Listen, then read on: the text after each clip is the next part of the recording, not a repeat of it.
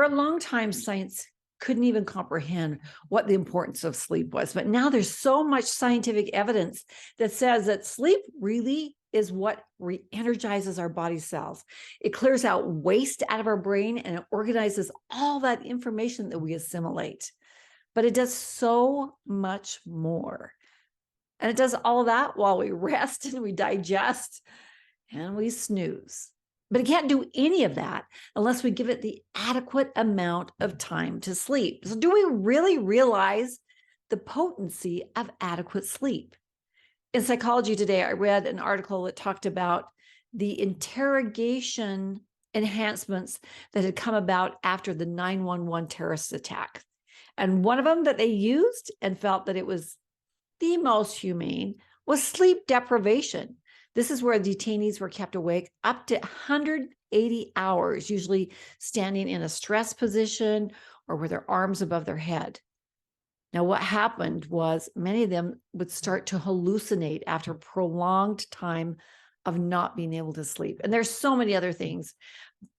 But in my research, I also found out that sleep deprivation torture has gone on for a long, long time. In the famous Salem witch hunts, one of the ways that they got the so-called accused to confess was through what they called wake the witch. In other words, they would chain them to a wall, a lot of times with a metal muzzle on their face. Oh my gosh, it makes me sad to think of this. And that would keep them from sitting down or slumping down. They'd keep them awake for days on end.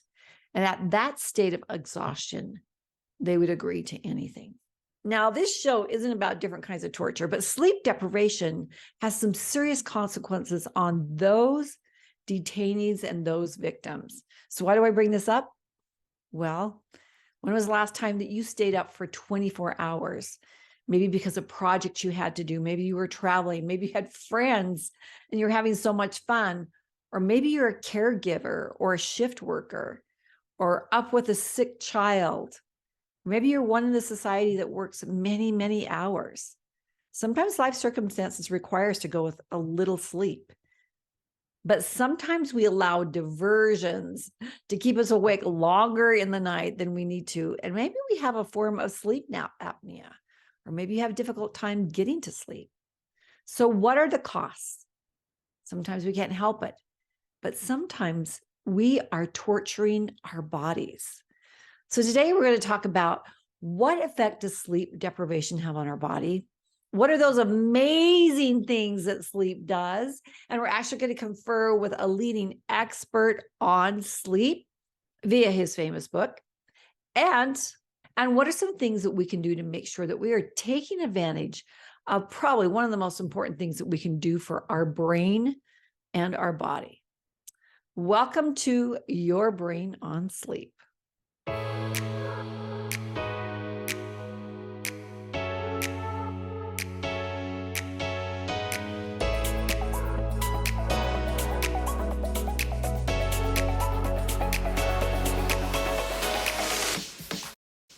Hello, hello, hello. You are listening to No Brainers Empowering Possibilities Show. These are dialogues of encouragement with fresh perspectives, invitations to ahas, a little bit of science and a dash of behavioral psychology, some useful, easy skills to try here and now, and a whole lot of creative fun. So if leveling up is on your radar, my friend, you are at the right show. I'm your host, Roseanne Marsh. I'm the author of the teen and the parent empowerment curriculum called Level Up. And you are listening to episode number 63, Your Brain on Sleep. William Shakespeare wrote in Macbeth that sleep is the chief nourisher in life's feast. Scientists now believe that he may be absolutely right. In fact, if we're wanting a life of health and energy, sleep may be the single most important ingredient of all. And I remember those long nights of studying for exams or finishing projects, or the slumberless parties that we used to go to, or the slumber parties where we'd stay up all night and thought that was so cool. But it was a bear the next day. But then I remember as a teenager babysitting and wanting to put kids to bed and they didn't want to go to sleep. And I thought, are you kidding me? Do you know how lucky you are to be able to get in bed and go to sleep? Our teen bodies just required more sleep. It's because we were in that period of growth. But not only was it the body that needed it, there were changes happening in the brain during that time that are monumental and huge as the brain was pruning out all of those synaptic connections that it hadn't been utilizing. It's truly a time when these incredible bodies and brains prune the neural garden so that they're only taking into the adulthood the brain and the things that they have actually been using. Now imagine if, because of not sleeping, that pruning is interrupted and that brain isn't maximized to go into adulthood. If you want to learn more about the miraculous teen brain, check back to show number 31 to learn exactly what's happening in that miraculous time of their life. Think back on how you felt the day when you had very little sleep. Do you remember the heaviness in your eyes, the fatigue, the irritability, the inability to concentrate? And then we're just really, really tired. We have problems with thinking clearly, just even articulating our feelings. Our body temperature drops. We have an increase in appetite. And if the deprivation continues, the worst of the effects is like disorientation and apathy and lethargy and social withdrawal. Did you know that driving without a proper amount of sleep is actually more dangerous than drunk driving? The National Sleep Association says sleep deprivation can make similar effects on your body to that of drinking alcohol. So being awake for 18 hours straight makes you drive like you have a blood alcohol level of 0.1%, which is above the US drunk driving level of 0.08. So if our body responds to sleep deprivation with the same impairment that it does with inebriation, then can you imagine that night after night, we don't get the sleep that we need, the impairment that happens to our body and our brain. So we can easily see the parallel of when our phones are low on energy. What do we usually do? We plug them in to recharge them. So our bodies are not unlike our cell phones. They need an energy source, but they're doing a heck of a lot more than just recharging for the night. And it all starts with what's called the circadian rhythm. The circadian rhythm is that body setting. It's a body clock, and it tells us when to sleep and when to wake up and when to eat. And if you haven't had a chance to look at a circadian rhythm, what's interesting is that certain organs repair at certain times of the day. So we actually have our highest blood pressure in the early evening, and our highest body temperature and our lowest body temperature is 2 hours before we wake up. And isn't it incredible? That's kind of when Mother Earth has her lowest temperature, is 2 hours before dawn. There's some parallel there. Our best coordination is in the early afternoon, or our fastest reactions are in the late afternoon. And usually our deepest sleep happens around 2 a.m. Now, of course, this is going to be different for every single body, and if we're in tune with our bodies, we get to know what our circadian rhythm is. And why do you want to know that? Because you want to know when you're in your peak. So if you've got a project or homework or work that you have to do, you can choose that time when you are at your best. I mean, if you're a morning person or you're a night person, right? And then when the nighttime comes, the pineal gland in the middle of the head, it's triggered and it dispenses melatonin, which then, of course, makes us sleepy. And then when we're exposed to light, artificial or real, it signals to the pineal gland to stop producing that melatonin so that we can be in a state of wakefulness. That's when we wake up and the cortisol, the epinephrine, the norepinephrine, all of those hormones start entering into our body. Now, there's some things that we can do in our world that interfere with our circadian rhythm. One, of course, is going to bed at different times. The other is lighting our home, the blue light from our computers, because the phone light interrupts the production of the melatonin. So since 1/3 of our life is spent sleeping, it'd be nice to know what's going on. And I became fascinated with this several years ago. So there's two types of sleep that we have during the night. One's called non-REM, or non-rapid eye movement, and the other is called REM sleep, the rapid eye movement. And we go through 3 stages of non-REM and 1 stage of REM sleep.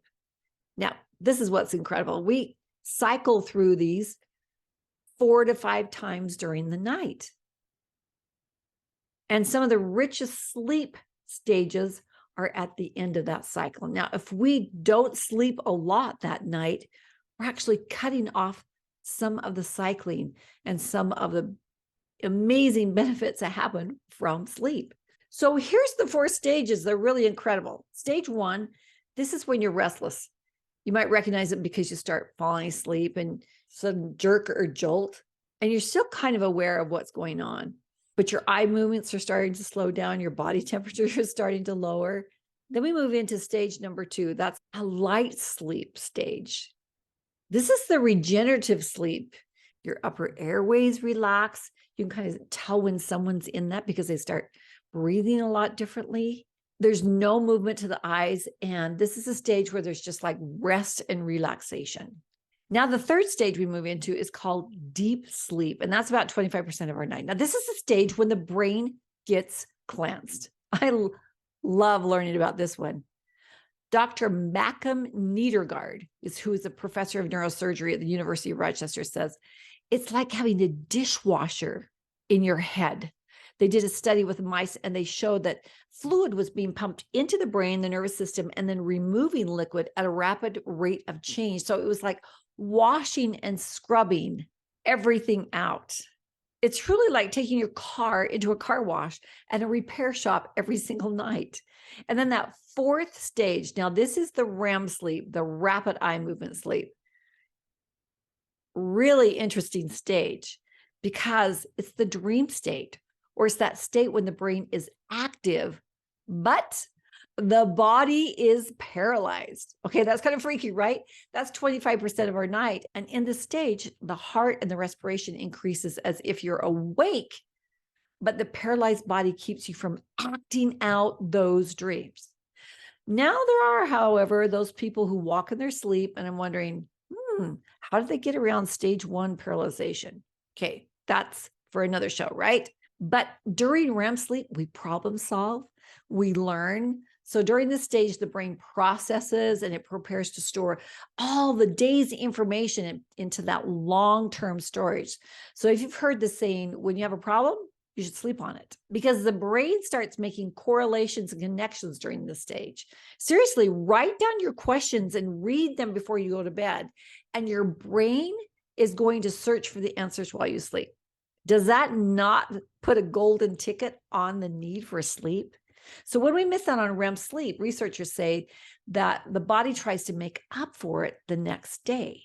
And they're not sure why, but I kind of think, well, man, if I have a messy desk with all this stuff that I need to organize and I didn't get it done one day, the next day I'm going to want to do that. If the brain has all of this information that's kind of there and they need to find a place, as soon as we go to sleep, it's going to try to get into REM so that it can organize.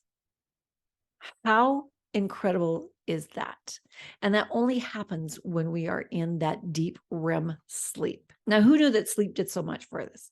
And this is truly only a partial learning of the miracles that happen. Now, this is what's crazy. We go through all those 4 stages 4 to 5 times a night. And the REM sleep, that incredible time, gets progressively longer each time we cycle. So if we are not sleeping long periods of time, we're actually knocking out that rotation when we'd have the longest REM sleep. To me, that was a big aha. Let's dive a little deeper. Dr. Matthew Walker is one of the leading scientists that is really waking up the world to the critical importance of sleep. It costs you nothing, but it's probably one of the most beneficial natural health care interventions. And it has no unpleasant side effects, unless, of course, you stay in bed all day. Dr. Walker is best known as the author of the book, Why We Sleep, Unlocking the Power of Sleep and Dreams. So you want to go deeper? Get his book. And he's a professor of neuroscience in the psychology of UC Berkeley and the founder director of the Center for Human Sleep Science. Okay, this guy's got some credibility, right? He works as a sleep consultant for not only companies, but athletes in the NBA and the NFL and all over the world. And he's really out there saying it's not only just for health, but it's also for our productivity and our creativity. And without creativity, there is no innovation, may I add. But Dr. Walker says he used to regard sleep as a third pillar of good health, along with eating well and exercising regularly. But he says, I think I've changed my mind. He said, I would suggest that sleep is probably the foundation on which those other two pillars of diet and exercise sit. It's the Archimedes lever that if you inflict change there, all the other health systems fall in line. Sleep is the tide that seems to raise all the health boats. So twice a year, Dr. Walker says that all of us take part on what he calls a global experiment on 1.6 billion people in about 70 countries. Did you know we were part of this? That's his description of the daylight savings time when the clock moves forward an hour each spring and it falls back 1 hour. So many of us complain that when we lose that hour of sleep at night on that night in March when the switch occurs, we all know that it's trivial, right? Well, as Dr. Walker says, how much damage could just 1 hour of lost sleep do? Well, actually, a lot, it turns out. He studied daily hospital records, and researchers discovered that there's a 24% increase on heart attacks the following day, and a similar surge in traffic accidents. In the autumn, when we gain an hour of sleep, there's a 21% reduction in heart attacks the following day. Now, that's alarming because that's just 1 hour of sleep loss, 1 hour of sleep opportunity. Now, it's crazy that just 1 hour of lost sleep could cause so much harm. But the epidemic isn't just in the United States, it's now worldwide. We're all sleeping less. And it seems to be, as Walker says, that there's an image problem with people who sleep. We associate people who are getting sufficient sleep with being slothful and lazy. He also knows that we all don't need the same amount of sleep. You might wake up after 7 hours and just be ready to slay the world, but someone else might need 9 hours just to be able to verbalize and articulate coherently. So here's some of the risks that he says we take by not getting sufficient sleep. He says, when you get less than 8, your risk of serious medical conditions increases significantly. And once you get less than 7 hours of sleep, the brain stops being able to perform in a cognitively optimal way. Remember that REM sleep that we talked about? And those who sleep for less than 6 hours a night become more vulnerable to a whole host of serious health problems. For example, their ability to regulate their blood sugar is markedly impaired, the risk of type 2 diabetes, cardiovascular function is compromised. There's also negative effect, he says, with increased hypertension and blood pressure. In his book, he adds this stark warning. Routinely sleeping less than 6 or 7 hours a night demolishes your immune system. And as we have seen during the COVID-19 pandemic, there's no better way for us to defend ourselves against viruses, the flu, and many other threats than to have this healthy, robust immune system. So, not convinced yet? Well, he says it's also associated with high risk of developing Alzheimer's and dementia, and even contributes to psychiatric conditions like depression, anxiety, and significantly reduces the ability to experience pleasure and positive emotions. But here's his bullet point of this whole thing that really stood out. He said, the shorter your sleep, the shorter your lifespan. So he really describes it as the greatest healthcare insurance policy that's free to everyone, anywhere. So here's Dr. Walker's prescription for a great night's sleep. There's 6 items. First of all, we need to assess whether or not we're getting enough sleep. And one simple way, Dr. Walker says, is ask yourself, if your alarm clock didn't go off in the morning, would you sleep past it? If you would, then clearly your brain isn't done sleeping and you need more. Number 2, if your sleep deprivation seems extreme, then consult a doctor, for example, or a sleep clinic.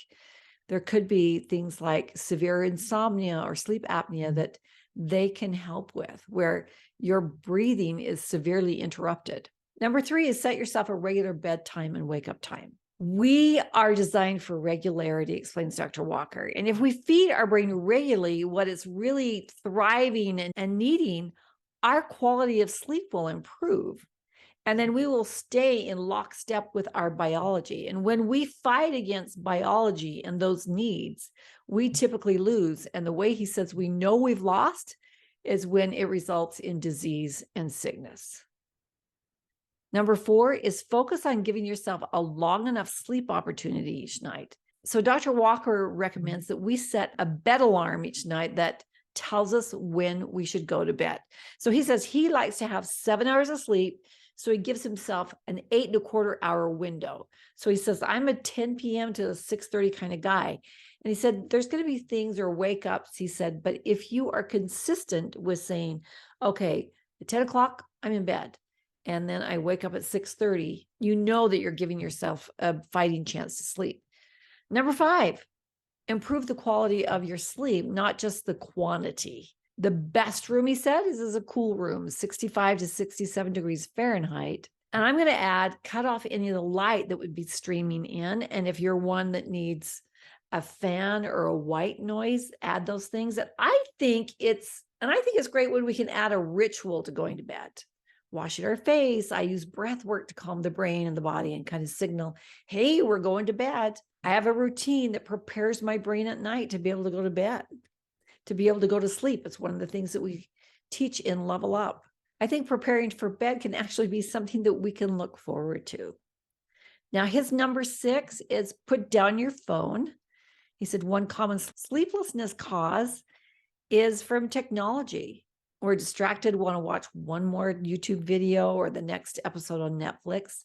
But again, he says that blue light tricks our body into thinking that it doesn't need to produce that melatonin that we need for sleep. And he says indoor lighting is also a problem. So when it starts to be evening, start to lower the lights. Dr. Walker says there ultimately is not one organ in our body, including our brain, that isn't ultimately enhanced by sleep and impaired when we don't get enough sleep. In his book, Dr. Walker does list other downsides to not sleeping, specific to men and specific to women. So his book is Why We Sleep, Dr. Matthew Walker. So I have an invitation for you. Our brain on sleep. I invite you to think about what are some things that you can do to add to your nighttime routine, to add that richness and those benefits of sleeping. And then conversely, what are some things that you could eliminate to help you get a more quality sleep level? Let's do an experiment. Let's take 1 week when we shoot for that adequate amount of sleep every single night. For an adult, it's 7 to 8 hours. For children and teens, it could be even up to 12 hours. But let's take 1 week and drink in the miracle of what that can happen to us when we sleep. And I want you to compare how you function cognitively, how you are emotionally, how you feel physically, how's your appetite, how's your ability to problem solve. And can you imagine if we had a world that had adequate sleep, what difference it could make? I think we'd see some amazing things happen. So let's have a miracle happen in our own life this coming week. Taking care of the physiology of our brain is really important. And this is just one of the many things that we teach in Level Up Empowering Possibilities. If you'd like more information and you'd like to read chapter 1 for free, just go to levelupteam.com/learn more. As you read down, a pop-up will come up and allow you to sign up to get that chapter emailed to you, graphics and all, for free. Join us on this Level Up journey. And as always, we are creators. Thank you for joining this week, and we'll see you next week. Tally ho.